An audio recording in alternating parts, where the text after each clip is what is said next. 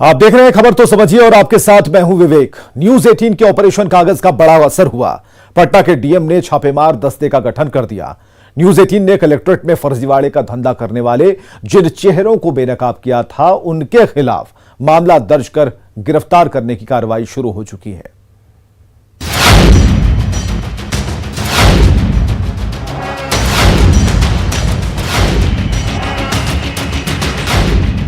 News 18 के operation कागज का बड़ा असर।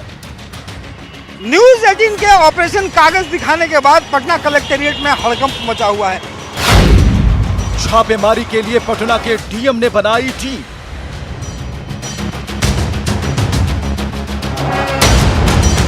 बहुत कड़ी कार्रवाई करेंगे और जो फ्लाइंग स्क्वाड और छापामारी दल हम लोगों ने बनाया है,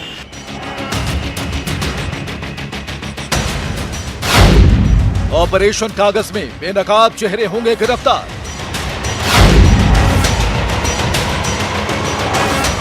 में आया है रिपोर्ट में, उसमें हम लोग प्राथमिकी दर्ज कर रहे हैं। बहुत कड़ी कार्रवाई करेंगे। न्यूज 18 की रिपोर्ट पर एक्शन को मजबूर हुई सरकार।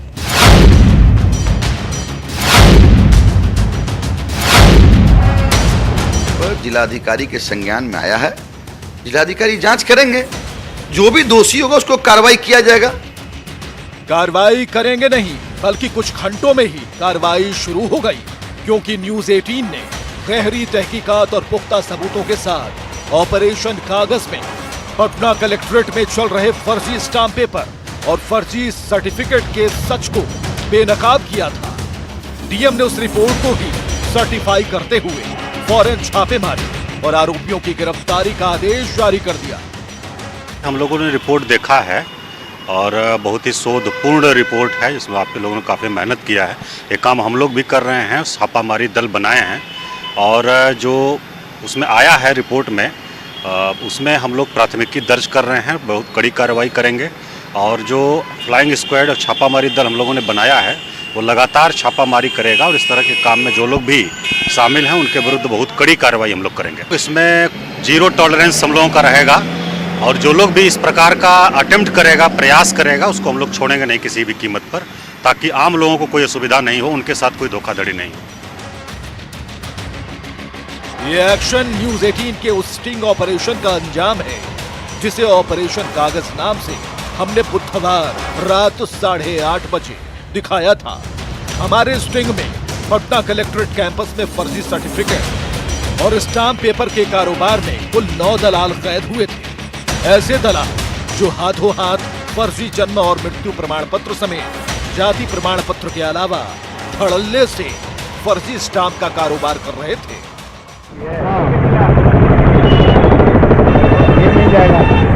सस्ता वाला दिलवाइए, सस्ता वाला। हाँ, सस्ता वाला दिलवाइए। सस्ता वाला। कितना कितना खुदा करके रखना है। कितना में ये 1000 वाला सस्ता में कितना में मिल जाएगा? बढ़िया से बताइए, मतलब मोल भावना के ले ले। खुलासा हुआ तो सियासी गलियारे में हड़कंप मच गया। देखिए, पहले मैं आपके चैनल को बधाई देता हूं कि न्यूज़ 18 ने एक बड़े ही फर्जीवाड़े को उजागर किया है, वो भी राजधानी पटना से संचालित होने वाले फर्जीवाड़ा। अब इस सरकार में जो अपने आप को गुड गवर्नेंस का दावा करती है, अगर फर्जी जन्म प्रमाण पत्र मिल जाए, चरित्र प्रमाण पत्र मिल जाए, ड्राइविंग लाइसेंस मिल जाए, ज़मीन के कागजात फर्जी बन जाए और गलत एफिडेविट बन जाए, किसी के नाम से किसी और का एफिडेविट बन जाए, तो मैं समझता हूँ ये तो बहुत ही चिंता का विषय है। न्यूज 18 बिहार झारखंड के इस खुलासे के बाद बेनकाब हो गई है सरकार कि भ्रष्टाचार में डूबी हुई सरकार को अब नैतिक बल है तो इसका सफाई दे। जो भी दोषी होगा उसको कार्रवाई किया जाएगा। हम लोग किसी को बचाते हैं न फंसाते हैं, कानून अपना काम करता है। न्यूज 18 का जो ऑपरेशन कागज, ये बहुत ही काबिले तारीफ काम है और इसके लिए मैं उनको और उनके चैनल को बहुत बहुत बधाई देता हूं। जो भी इस तरह के जाली और फर्जीवाड़े में लगे हैं उन सब पर प्रशासन कार्रवाई करेगा। इन 9 चेहरों की गिरफ्तारी के लिए ट्रेजरी ऑफिसर ने गांधी मैदान थाने में एफआईआर के लिए आवेदन दिया और खुलासे से बचे हड़कंप के बाद कलेक्ट्रेट परिसर में सन्नाटा पसर गया है। ये जहाँ पे तमाम वेंडर यहाँ पे बैठे रहते थे, वो सारे वेंडरों ने अपनी दुकान तक बंद कर ली है और लगातार जो है वो भागे फिर रहे हैं। लेकिन जिला प्रशासन जो है वो कार्रवाइयाँ तो कर रहा है, लेकिन ज़रूरत इस बात की है कि ना सिर्फ यहाँ पे छोटे छोटे दलाल पकड़े जाएं, बल्कि जितने बड़े चेहरे हैं वो शामिल हैं उन्हें पकड़ में आए, ताकि ये बड़ा फर्जीवाड़ा जो मास्टरमाइंड है वो सामने आना चाहिए, ताकि उसकी गिरफ्तारी हो और इन सारे करतूतों पर पर्दा उठ सके। कैमरा पर्सन अजय दुबे के साथ रवि एस नारायण, न्यूज़ 18 पटना। तो पटना कलेक्ट्रेट में फर्जी स्टाम्प पेपर और फर्जी सर्टिफिकेट का धंधा चल रहा है। न्यूज़ 18 के ऑपरेशन कागज के तहत धंधेबाजों को बेनकाब किया गया था। छापेमारी के लिए पटना के डीएम ने एक टीम बनाई है जो इस पूरे मामले की जांच करेगी और पटना के डीएम ने आरोपियों की गिरफ्तारी का आदेश भी जारी कर दिया है। अब स्टाम्प पेपर का कारोबार करने वाले जो लोग हैं, जो 9 तस्वीरें हमने आपको दिखाई, 9 दलालों की तस्वीर हमने आपको दिखाई, न्यूज़ 18 ने जिन्हें पकड़ा था, खुलासे से मचे हड़कंप के बाद कलेक्ट्रेट परिसर में सन्नाटा पसरा हुआ है। डीएम ने न्यूज़ 18 की रिपोर्ट को सर्टिफाई किया है और रिपोर्ट के बाद टीम आरोपियों की तलाश में जुट गई है। स्टाम्प पेपर का उपयोग दस्तावेजों की लीज एग्रीमेंट, रिसिप्ट में होता है। स्टाम्प से सरकार द्वारा दस्तावेजों के लिए टैक्स वसूला जाता है। चलिए आगे बढ़ते हैं। विधानसभा चुनाव में करारी हार के बाद एलजेपी को एक और बड़ा झटका लगा। एलजेपी के 208 नेता जेडीयू में शामिल हो गए। जेडीयू के राष्ट्रीय अध्यक्ष आरसीपी सिंह ने सभी को सदस्यता दिलाई। बंगले में मची भगदड़, 208 नेताओं ने छोड़ी एलजेपी। एलजेपी छोड़ थामा जेडीयू का झंडा।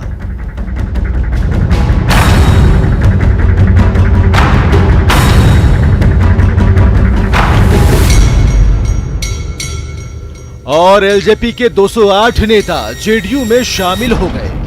खुद जेडीयू के राष्ट्रीय अध्यक्ष आरसीपी सिंह ने सभी को सदस्यता दिलाई,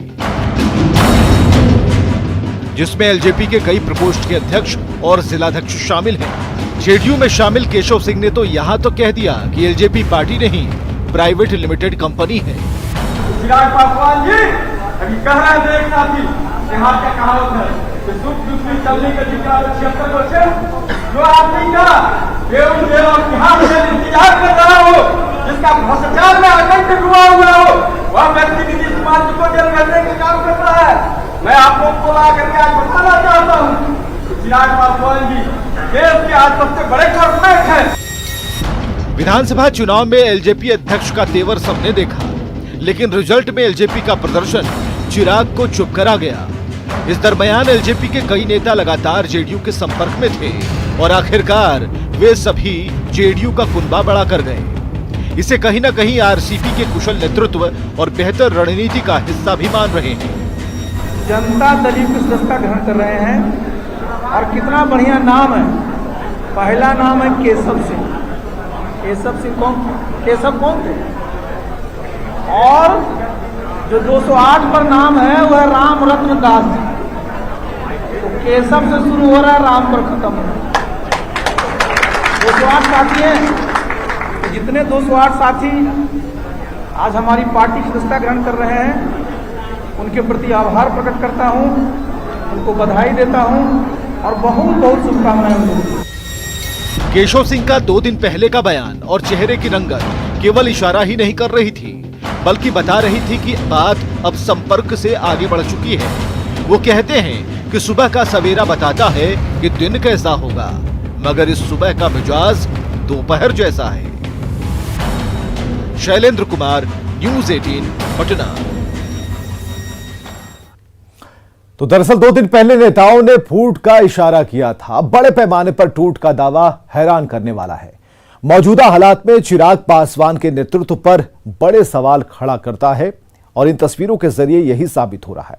विधानसभा चुनाव में एलजेपी की वजह से जेडीयू को भारी नुकसान उठाना पड़ा था। जेडीयू को 41 सीटों पर एलजेपी के उम्मीदवारों की वजह से हार का सामना करना पड़ा।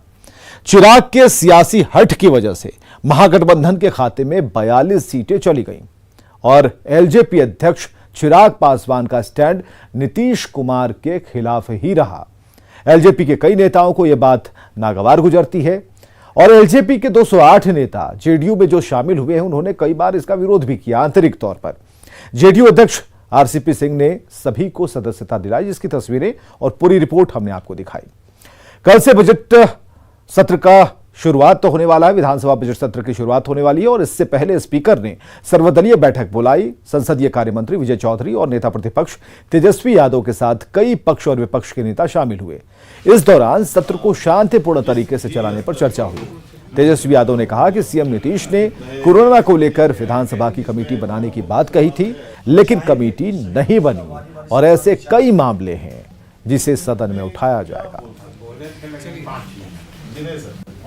आगे सवाल है कि भाई जनता की बात को वो सामने रखता है। अगर सरकार से कोई गलती हो जाए तो हम लोग चाहते हैं जनहित के मामले का समाधान हो, लेकिन सरकार कहीं ना कहीं से अपने नाकामियों को छुपाने के लिए जो नायाब तरीके नीतीश कुमार जी के नेतृत्व में चलते आ रहे हैं कि फर्जीवाड़ा करो, आंकड़े सही मत बताओ, ट्रांसपेरेंसी मत रखो, झूठ पे झूठ बोलो, कमिटमेंट करके भी पलट जाओ, तो ये सारी चीज़ें तो हम लोग देख ही रहे हैं।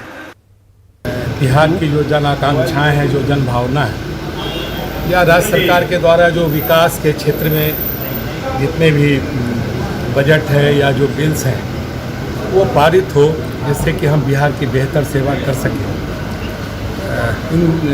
ये सारे विषय हैं और सबों ने एक स्वर से सदन बेहतर ढंग से चले। जो प्रश्न काल है उसका पूरा का पूरा प्रश्न काल का समय प्रश्न के लिए हो, कुछ अमर्यादित चीज़ें न आवे, जिससे कि अनावश्यक जो कुछ चीज़ें हो जाती हैं उससे हम लोग बचें। चलिए, सर्वदलीय बैठक तो हो गई, लेकिन बजट सत्र में होगा क्या, इस खबर को भी समझिए।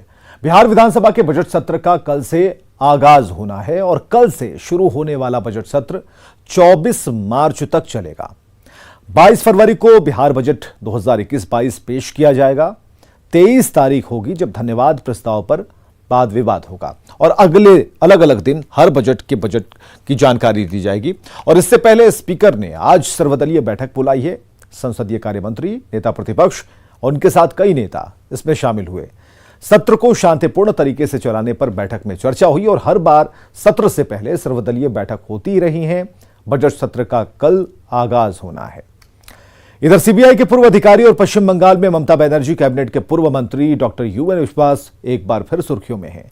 विश्वास अपनी एक किताब लिख रहे हैं जिसमें उन्होंने शारदा चीट फंड घोटाले को देश का सबसे बड़ा घोटाला बताया और साथ ही आईपीएस अधिकारी राकेश अस्थाना की जमकर तारीफ करते हुए लिखा कि अगर अस्थाना आज सीबीआई में होते तो चारा घोटाले में फंसे लालू प्रसाद की तरह शारदा स्कैम के गुनहगार भी सलाखों के पीछे होते।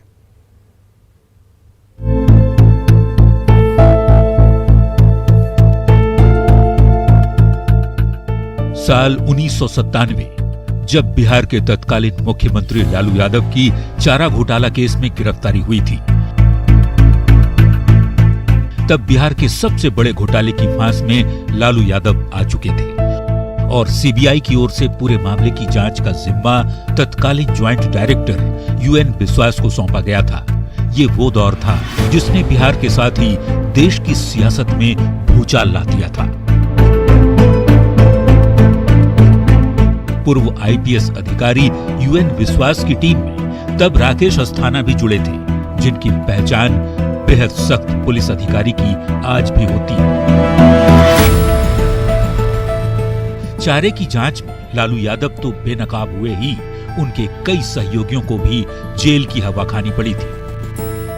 करीब 23 साल के बाद एक बार फिर वो पूर्व अधिकारी चर्चा में है। रिटायर्ड आईपीएस अधिकारी यूएन विश्वास इन दिनों एक किताब लिख रहे हैं जो अभी प्रकाशित नहीं हुई है, लेकिन इस किताब के जरिए विश्वास ने बड़ा खुलासा किया है। कुछ साल पहले पश्चिम बंगाल की ममता बनर्जी की सरकार में कैबिनेट मंत्री रहे विश्वास ने शारदा चिटफंड घोटाले को देश का सबसे खराब घोटाला करार दिया है। धम्म अधम्मा नाम की ये पुस्तक प्रकाशित होने से पहले ही सुर्खियों में है। 79 वर्षीय उपेन विश्वास ने इस किताब में लिखा है कि शारदा चिटफंड जो साल 2013 में सुर्खियों में आया, वो ममता सरकार की ही देखरेख में किया गया एक बड़ा घोटाला है, क्योंकि इसमें फंसे ममता के सिपहसालारों को बचाने की पूरी कोशिश की गई।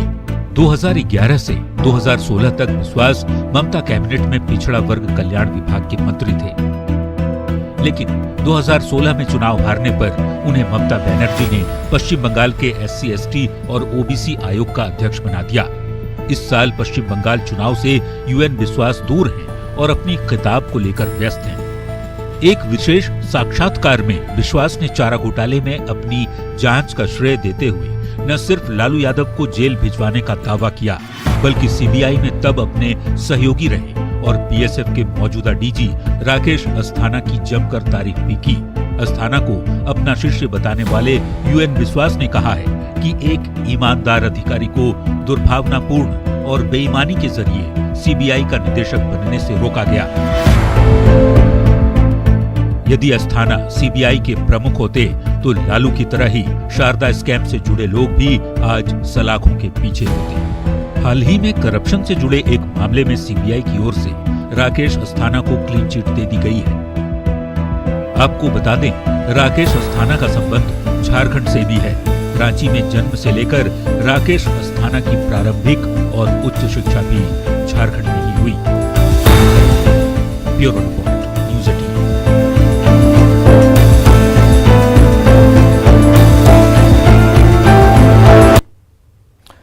UN विश्वास कौन है ये भी समझिए। CBI के पूर्व अधिकारी रहे हैं UN विश्वास, और UN विश्वास ममता बनर्जी की सरकार में मंत्री रह चुके हैं और इन दिनों विश्वास अपनी एक किताब लिख रहे हैं। धम अधम्मा नाम की ये पुस्तक प्रकाशित होने से पहले सुर्खियों में है। किताब में शारदा चिटफंड घोटाले को देश का सबसे बड़ा घोटाला बताया गया है। विश्वास ने IPS अधिकारी राकेश अस्थाना की जमकर तारीफ की। उनकी माने तो अस्थाना होते तो गुनाहगार सलाखों के पीछे होते। चारा घोटाला मामले में CBI जांच का जिम्मा UN विश्वास ने संभाल रखा था। 23 साल के बाद एक बार फिर विश्वास चर्चा में है। शारदा चिटफंड जो साल 2013 में सुर्खियों में आया था और उसका जिक्र इस किताब में किया गया है। तो ये तो हुई UN विश्वास की बात, लेकिन पश्चिम बंगाल का सियासी तापमान 7वें आसमान पर है। बीजेपी का मिशन पश्चिम बंगाल जारी है और इसे अंजाम तक पहुंचाने के लिए 2 महीने में तीसरी बार अमित शाह पश्चिम बंगाल पहुंचे और सुधार बांग्ला बनाने का दावा किया।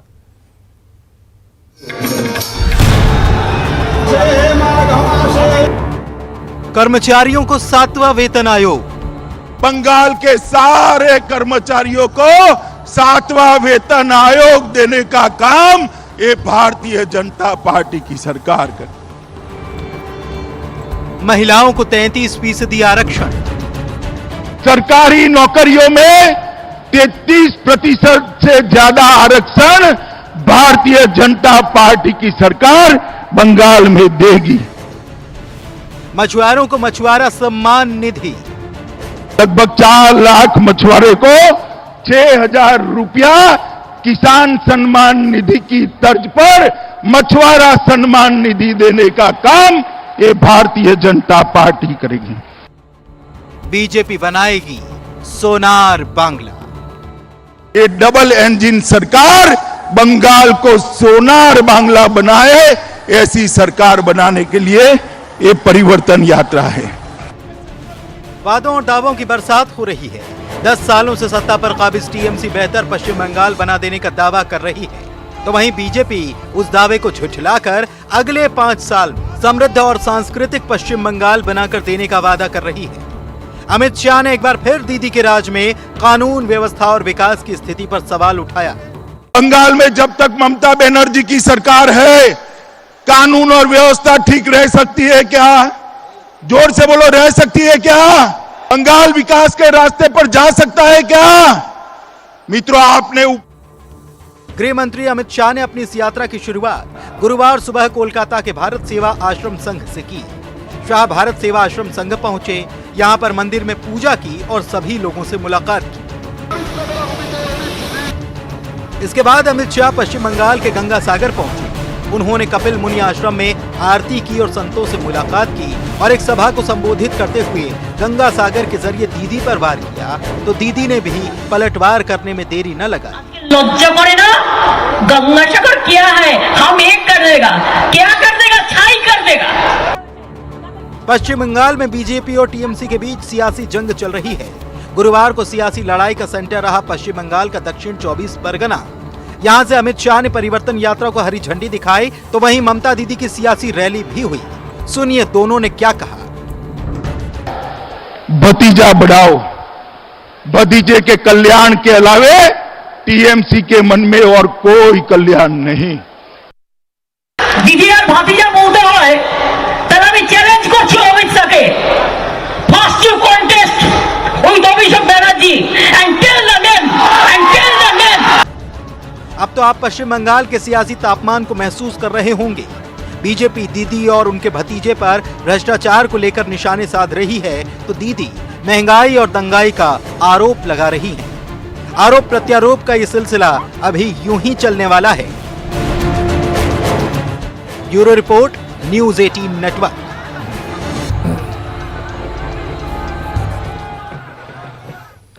प्रधानमंत्री नरेंद्र मोदी ने आज असम को बड़े तोहफे दिए हैं। प्रधानमंत्री मोदी ने असम के महाबाहु ब्रह्मपुत्र प्रोजेक्ट की शुरुआत की, साथ ही कई अहम प्रोजेक्ट्स का शिलान्यास किया है।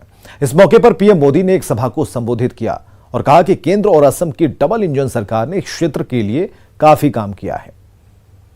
वर्षों में केंद्र और असम की डबल इंजन सरकार ने इस पूरे क्षेत्र की भौगोलिक और सांस्कृतिक दोनों प्रकार की दूरियों को कम करने का प्रयास किया है।